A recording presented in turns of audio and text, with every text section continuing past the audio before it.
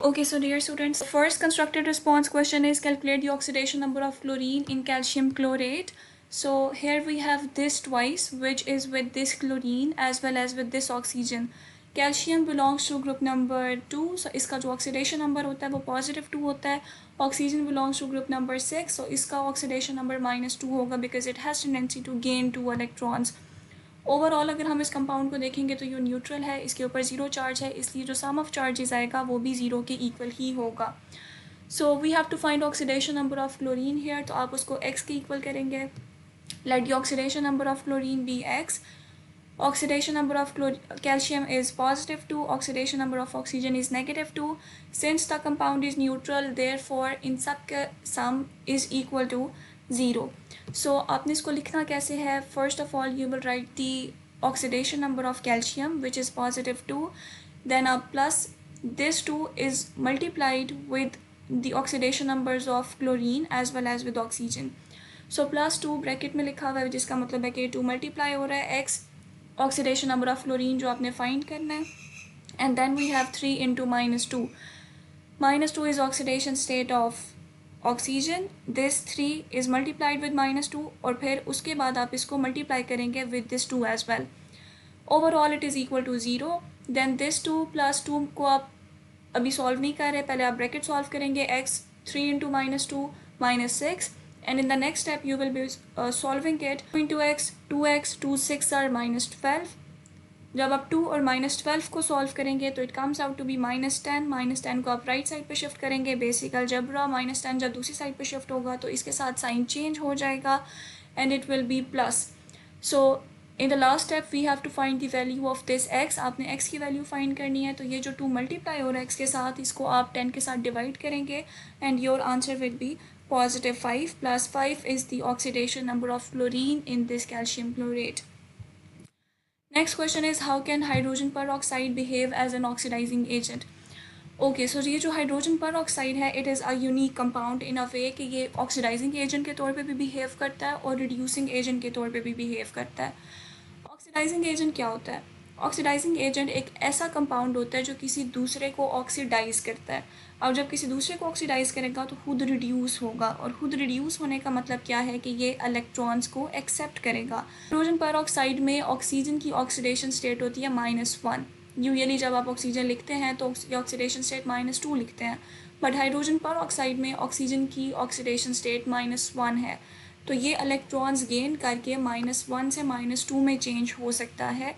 इसलिए यहाँ पे ये ऑक्सीडाइजिंग एजेंट के तौर पे बिहेव करता है, इलेक्ट्रॉन्स गेन करता है और वाटर में कन्वर्ट हो जाता है. सो दूसरे किसी सब्सटेंस को ये ऑक्सीडाइज कर देता है हाइड्रोजन पेरोक्साइड और खुद रिड्यूस हो जाता है. नेक्स्ट क्वेश्चन हम देखें अगर, तो why are different products formed at the electrodes when dilute and concentrated aqueous solutions of sodium chloride are electrolysed. कि जब आप डाइल्यूट और concentrated aqueous solutions of sodium chloride को इलेक्ट्रोलाइज करते हैं, उसमें से करंट पास करते हैं, तो आपको डिफरेंट प्रोडक्ट्स मिलते हैं. ऐसा क्यों है? So first of all we need to see कि डाइल्यूट और कंसनट्रेटेड सॉल्यूशंस क्या होते हैं. This is what you have already learned in the chapter. But dilute solution ऐसा सॉल्यूशन होता है जिसमें सॉल्वेंट की कंसनट्रेशन ज़्यादा होती है. जैसे अगर आपके पास सोडियम क्लोराइड का सॉल्यूशन है वाटर के साथ, तो उसमें वाटर की कंसनट्रेशन ज़्यादा होगी और सोडियम क्लोराइड की कंसनट्रेशन कम होगी. ऐसे सॉल्यूशन को डाइल्यूट सॉल्यूशन कहते हैं. लेकिन अगर हम सोडियम क्लोराइड की कंसनट्रेशन को ज़्यादा कर दें और वाटर की कंसनट्रेशन को कम कर दें, तो then you will have a concentrated solution. So जब आप डाइल्यूट और कंसनट्रेटेड सॉल्यूशंस को इलेक्ट्रोलाइज करते हैं तो you will get different products. Why is it so? Dilute NaCl solution में सोल्यूशन में आपके पास 2 कंपाउंड्स हैं, सोडियम क्लोराइड और वाटर. तो वाटर भी आयनाइज होगा, water will convert into hydrogen ions and hydroxyl ions, और दूसरी तरफ जो सोडियम क्लोराइड है वो कन्वर्ट होगा सोडियम आइंस में और क्लोराइड आइंस में. नाउ अगर हम कैथोड की बात करें, कैथोड जो कि नेगेटिव इलेक्ट्रोड है, उस पर क्या होगा? पॉजिटिव चार्जेस रहेंगे. Positive is attracted to negative, so these positive charges have to go to the cathode. लेकिन अगर हम हाइड्रोजन और सोडियम को कंपेयर करें तो इनमें से वो कैथोड की तरफ जाएगा जिसका पोटेंशियल ज़्यादा है. So since hydrogen has more potential, therefore it will go to the cathode और ये वहाँ पे जाके रिड्यूस होगा. इसलिए हाइड्रोजन गैस प्रोड्यूस होगी। तो कैथोड पे तो हाइड्रोजन गैस प्रोड्यूस होगी इन बोथ द केसेस, चाहे आप कंसनट्रेटेड सोल्यूशन लें या फिर आप डाइल्यूट सोल्यूशन लें। लेकिन जब हम बात करते हैं कंसनट्रेटेड सोल्यूशन की, डाइल्यूट सोल्यूशन में तो हाइड्रोक्सिल आयंस की कंसनट्रेशन ज़्यादा थी, इसलिए hydroxyl ions will oxidise at the anode और ऑक्सीजन गैस प्रोड्यूस होगी। लेकिन जब हम कंसनट्रेटेड सोल्यूशन लेते हैं तो उसमें क्लोराइड आयंस की कंसनट्रेशन ज़्यादा है। तो जब क्लोराइड आयंस की कंसनट्रेशन ज़्यादा है तो they will be moving towards the anode और फिर वो ऑक्सीडाइज होंगे तो क्लोरीन गैस प्रोड्यूस होगी। So this is the reason why do we get the different products at cathode and anode. At anode particularly जब हम सोल्यूशंस डाइल्यूट लेते हैं या फिर कंसनट्रेटेड लेते हैं। डाइल्यूट सोल्यूशन के केस में एनोड पे ऑक्सीजन प्रोड्यूस होती है और कंसनट्रेटेड सोल्यूशन के केस में एनोड पे क्लोरीन गैस प्रोड्यूस होगी। Moving on, why does corrosion become fast during rainy season. अच्छा, क्रोजन जंग लगने के प्रोसेस के लिए कंडीशंस जो चाहिए होती है वो होती है ह्यूमिडिटी, मॉइस्चर और इनडायरेक्टली वाटर की प्रेजेंस। तो जब रेनी सीजन होता है तो अल्टीमेटली वाटर जो कि नेसेसरी है इलेक्ट्रोकेमिकल प्रोसेस के लिए वो अवेलेबल होगा, इसीलिए जो क्रोजन का प्रोसेस है वो फास्ट हो जाता है। नेक्स्ट क्वेश्चन हम देखते हैं, if a galvanic cell is established between copper and silver, what reactions do you expect at the electrodes. So you would be familiar with this thing कि गैल्वेनिक सेल में जो कम reactive होता है वो behave करता है एज कैथोड। यहाँ पर रिएक्टिविटी का मतलब क्या है कि किसके पास ज़्यादा टेंडेंसी है इलेक्ट्रॉन्स को लूज़ करने की। तो कॉपर क्योंकि मोर रिएक्टिव है, इसके पास ज़्यादा टेंडेंसी है इलेक्ट्रॉन को लूज़ करने की, तो ये इलेक्ट्रॉन लूज़ करेगा, ऑक्सीडेशन होगी, so copper will behave as anode. On the other hand अगर हम सिल्वर की बात करते हैं तो सिल्वर इलेक्ट्रॉन्स गेन करेगा, रिडक्शन होगी and it will be acting as cathode. Next question is what is the function of porous partition in galvanic cell. तो गैल्वेनिक सेल में एक पोरस पार्टीशन होती है। Porous means it something that is having holes. So these holes are very small, इतने small होते हैं कि इनमें से सिर्फ आइंस पास कर सकते हैं एंड नॉट दी सोल्यूशन। इसमें से सोल्यूशन पास नहीं करता, सिर्फ इसमें से आइंस पास करते हैं। So this porous partition allows ions to move between the two half cells. एक तो ये कि electrical neutrality of the solutions maintain होती है and it prevents the solutions from mixing directly. So what happens, अगर एक साइड पे negative charges बहुत ज़्यादा हो जाएंगे तो they will be moving towards the other side. Similarly अगर पॉजिटिव चार्जेस बहुत ज़्यादा होंगे तो they will be moving the other side. ऐसा नहीं होता कि एक तरफ बहुत ज़्यादा पॉजिटिव चार्जेस हैं, बहुत ज़्यादा नेगेटिव चार्जेस हैं तो then they will stop moving, और अगर वो मूव नहीं कर रहे तो करंट नहीं प्रोड्यूस होगा। So the purpose is to produce the current. So इसलिए कि जो आइंस का फ्लो है it is very necessary and that is why this porous partition is there. Next question is how do fuel cells produce electricity. अच्छा, fuel cells electricity कैसे produce करते हैं। Fuel cells में आप फ्यूल यूज़ करते हैं, जैसे कि हाइड्रोजन ऑक्सीजन फ्यूल सेल है जैसे, तो उसमें आप हाइड्रोजन और ऑक्सीजन गैसेस प्रोवाइड करते हैं। नाउ दीज हाइड्रोजन और oxygen gases they are in molecular forms और उसमें बॉन्ड्स होते हैं, बॉन्ड्स के अंदर केमिकल एनर्जी होती है।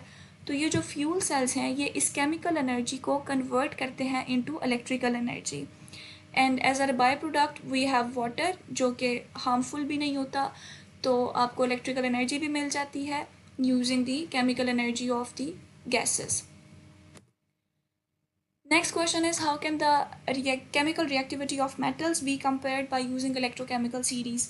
So electrochemical series एक ऐसी series है जो metals को arrange करती है according to their tendency to lose electrons। जो metal जितना easily electron lose करता है वो उतना ज़्यादा reactive है, और जो metals ज़्यादा easily electron lose नहीं करता वो less reactive है। तो जब आप इलेक्ट्रोकेमिकल सीरीज़ को देखते हैं तो आपको देख के पता चल जाता है the metals that are at the top वो ज़्यादा रिएक्टिव होंगे, जो that are at the bottom वो लेस रिएक्टिव होंगे। सो ये रिएक्टिविटी आपको पोजीशन देख के मेटल की तो ईजिली पता चल जाती है। So next we have descriptive questions. Descriptive questions में मैं सिर्फ 2 डिस्कस करूँगी आपके साथ because rest of the questions उनके आंसर्स आपको डायरेक्टली बुक से मिल जाएंगे। So find the oxidation numbers of indicated elements. यहाँ पे एल्यूमिनियम नाइट्रेट में आपने ऑक्सीडेशन नंबर फाइंड करना है नाइट्रोजन का। अब अगर हम ओवरऑल इस कंपाउंड को देखें तो फर्स्ट थिंग ये कंपाउंड न्यूट्रल है ओवरऑल। इसका मतलब ये है कि एल्यूमिनियम क्योंकि ग्रुप 3 से बिलोंग करता है तो इसके ऊपर चार्ज है +3 और इसको बैलेंस करेगा ये नाइट्रेट जिसके ऊपर -3 चार्ज होगा।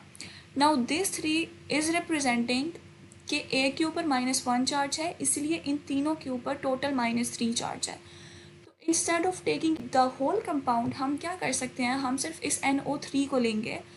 सो NO3 आइन, it has the overall negative charge. Negative charge का मतलब क्या है, आपने ऑक्सीडेशन स्टेट फाइंड करना है नाइट्रोजन का. ऑक्सीजन की ऑक्सीडेशन स्टेट आपको ऑलरेडी पता है विच इज़ -2. तो हम क्या करेंगे, नाइट्रोजन की ऑक्सीडेशन स्टेट आपने x मेंशन की, then 3 into -2 is equal to -1. Overall charge is -1. So 3 into -2 -6, फिर आप इस -6 को शिफ्ट करेंगे to the right side. Here it is being subtracted. जब आप दूसरी साइड पे शिफ्ट करेंगे तो ऐड होगा.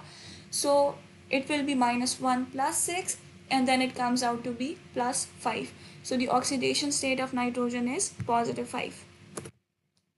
नेक्स्ट क्वेश्चन अगेन आपने फाइंड करना है H2S2O7 में से सल्फर की oxidation state which is a compound called oleum. तो ओवरऑल चार्ज इसके ऊपर है 0. अब हाइड्रोजन की ऑक्सीडेशन स्टेट होती है +1. सल्फर की आपने फाइंड करनी है तो you will write x. Oxygen की क्योंकि ग्रुप 6 से बिलोंग करता है तो -2 और सल्फर की आप x लिखेंगे. So this 2 will be multiplied with the oxidation state of hydrogen. 2 into +1 plus 2, again it will be multiplied with the x, and then oxygen की oxidation state को आप multiply करेंगे with this number 7, and overall this compound is neutral, so it will be equal to 0.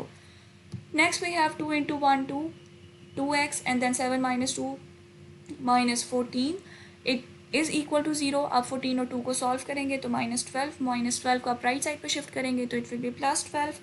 2 को आप divide कर लेंगे क्योंकि यहाँ पे multiply हो रहा है तो you will get the answer +6. Now next question is almost similar to this one.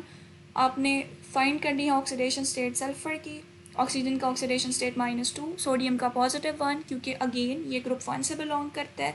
तो आप वैल्यूज पुट करेंगे, इसका सॉल्व करेंगे and then you will get the answer +2. So here oxidation state of sulphur is +2. Okay, next question is write the formula using ionic charges. तो आपने charges को use करते हुए फार्मूला लिखना है. First of all the first part is sodium hypochloride. तो sodium belongs to group number 1. इसका जो आयन का चार्ज होता है वो होता है sodium Na+. Hypochlorite ion is ClO negative. अब यहाँ पे अगर आप क्रिस क्रॉस मेथड भी यूज़ करते हैं तो it is +1, it is -1. So this +1, this -1 will cancel each other and we will have NaClO. Second part अगर हम देखते हैं calcium oxalate. So again we have +2, -2. Their numbers are equal, so they will be cancelled and you will get CaC2O4, which is the formula of calcium oxalate.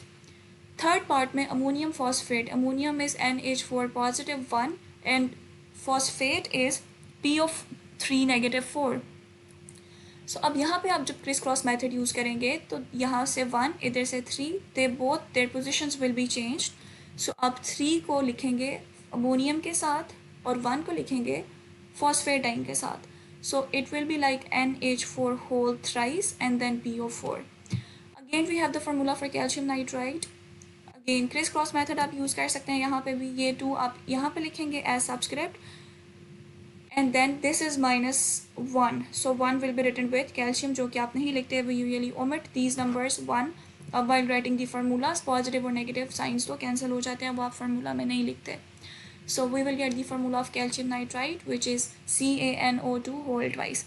So this is all about the exercise of chapter 16 electrochemistry. Thank you for watching.